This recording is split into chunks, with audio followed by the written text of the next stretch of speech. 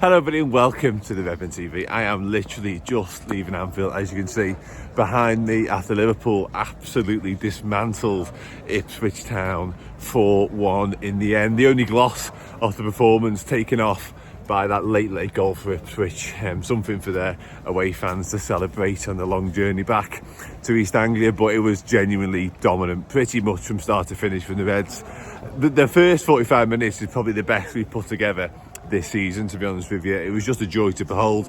Some of the football was exceptional, some of the individual performances were just scintillating, and you could just tell so many of them were in the mood, and I think they got the sense that we were at it and we were so far superior to our opposition, with all due respect to Ipswich, who of course have done extremely well to sort of still be in a chance of survival this season. When you look at what Southampton and maybe Leicester have done below them, Ipswich has still got a shout, still in with a fighting chance. So it's not days like today that will define Ipswich's season, but yeah, we were far too good for them.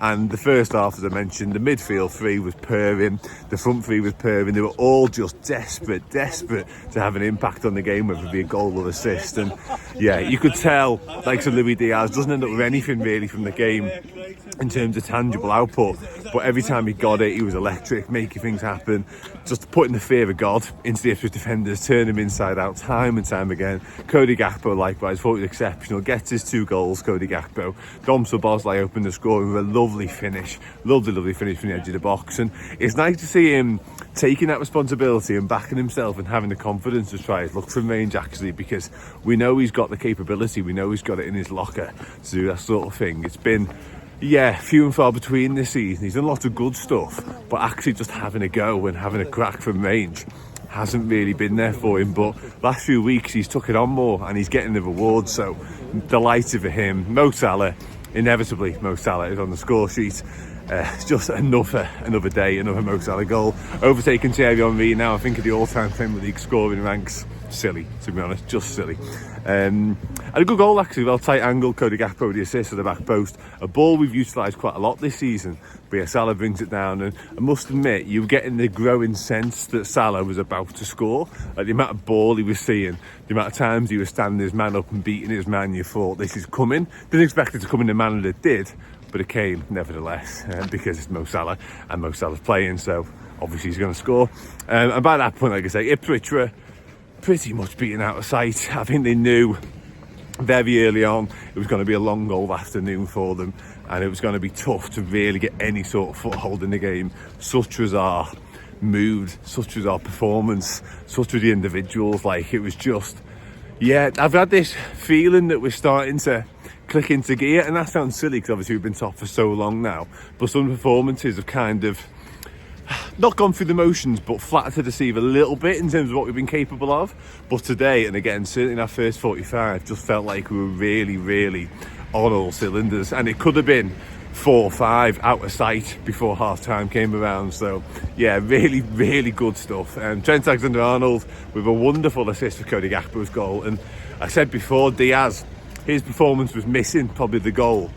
Trent, you can say the same for, because he had a couple of goes in quick succession, one dipping effort which just didn't find the target, and it's the post a few minutes later as well. So he was another one who felt like he had the sense and he could tell that he might get himself on the score sheet today. So yeah, it was one of those games whereby I think all the lads knew that individually their performances were of a level, and they all felt like it was their turn to really produce something magical. So yeah, credit to Ipswich for sort of rallying late on. Alisson made a decent save actually as the game sort of drew to its conclusion. Before the goal came, was Jacob Greaves that got the goal for them, but game was done and dusted long before Ipswich really got a shot on target. I think Amari Hutchinson mustered their first effort, but yeah, it was cruise control second half from us. Loads of changes, some nice changes as well, getting Gravenberch off, seeing Chiesa, seeing Jayden Danns, obviously Harvey Elliott comes on as well. So Arne Slot utilising his squad and utilising the bench brilliantly once again, really, in terms of getting some rest, getting some game management in as well, and getting some minutes to the legs that probably need them too. So perfect afternoon's work, really, from a Liverpool point of view. Nottingham Forest got absolutely battered by Bournemouth as well, but really, I don't really want to spend much time talking about like other teams and what other teams might not be doing, because I think Liverpool are the best team in the land right now.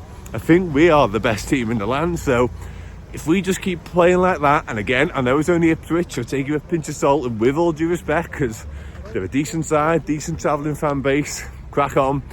But doesn't really matter if anyone else does anything, because we're boss, and it might just be ours for the taking. So yeah, that's my match reaction. Really good, really, really, really good. And a football team that looks like it knows, looks like it's growing in confidence, looks like it knows something special could be on the horizon. So let's hope. Let's hope. Anyway, until next time, take it easy. See you soon.